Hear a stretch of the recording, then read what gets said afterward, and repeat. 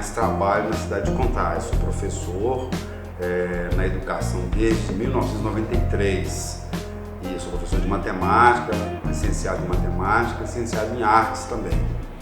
E a minha ligação com a EJA, como é que eu comecei a trabalhar, foi, se não me engano, em 98 ou 97, aí um projeto de EJA no estado que tinha o nome de Acertando o Passo, que era um projeto que pegava todos aqueles estudantes que tinham tido dificuldades nas séries, né, que estavam fora da idade, que tinham tido várias repetências, né, e aí esses alunos, esses estudantes foram reunidos em turmas, né, e aí a proposta do Estado era acertar o passo deles, de forma que em 6 meses eles conseguissem corrigir a vida escolar. Vamos supor, um menino que tinha idade para estar no 8º ano, mas estava no 5º ano. Aí ele fazia 6 meses de estudo ali, aí quando chegasse no final daqueles 6 meses ele ia para o 8º ano, regularizando a vida escolar dele, regularizando entre aspas, né? Porque a gente sabe que aí tinha uma série de outros fatores. Então esse foi meu primeiro contato com a modalidade de ensino da EJA, que é Educação de Jovens e Adultos. Depois disso eu tive uma outra experiência já na prefeitura de Belo Horizonte, aí com turmas de EJA também, que eram turmas, já estava dividido em 2 segmentos, né? O primeiro segmento, que é o segmento da alfabetização, que é dividido em 2 etapas. A primeira etapa, aqueles que não têm nenhum contato com a alfabetização, e segunda etapa da alfabetização, que é aqueles que já estão consolidando a alfabetização, consolidando leitura e tal.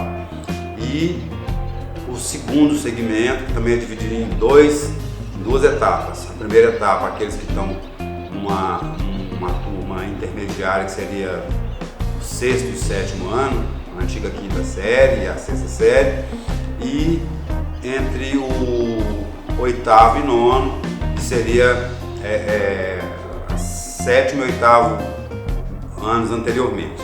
Então, você tem na EJA um grupo assim, muito heterogêneo, né? Você tem desde senhoras e senhores com 80, 85 anos de idade. Nós temos um caso de uma senhora lá na escola em Contagem que eu trabalho, de 92 anos de idade, que voltou a estudar porque estava sozinha, queria voltar a conviver com as pessoas, e aí lembrou que não sabia ler direito e voltou para a escola para poder aprender a ler, para poder ler jornais, revistas, ler a Bíblia, assim, aquela coisa assim que você fica assim comovido quando ouve a história.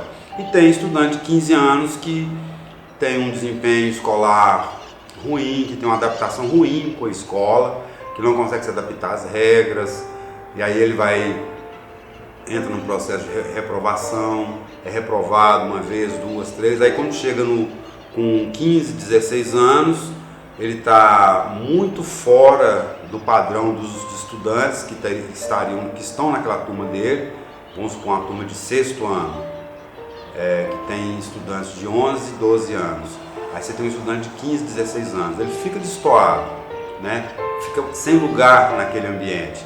E as regras daquela escola não se adequam mais àquele. Já é um jovem, já é um adolescente, já com muito mais experiência que os outros. E aí, normalmente tem muito problema de conflito, de indisciplina. E aí, então, a escola do dia, a escola dita regular, acaba não conseguindo mais dialogar com esse sujeito, e aí ele é transferido para a EJA.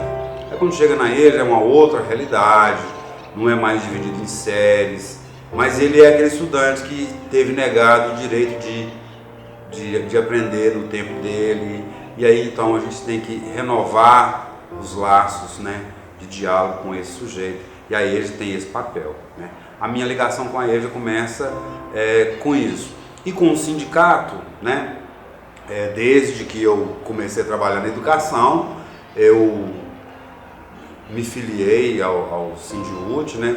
Sou filiado desde então e sempre participando de todos os movimentos, de todas as atividades que o sindicato propõe, né?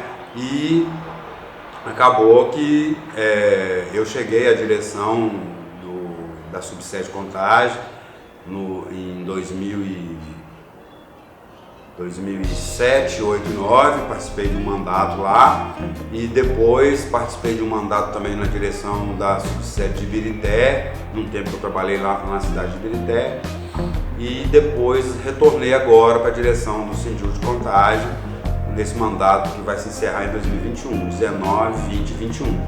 E o sindicato,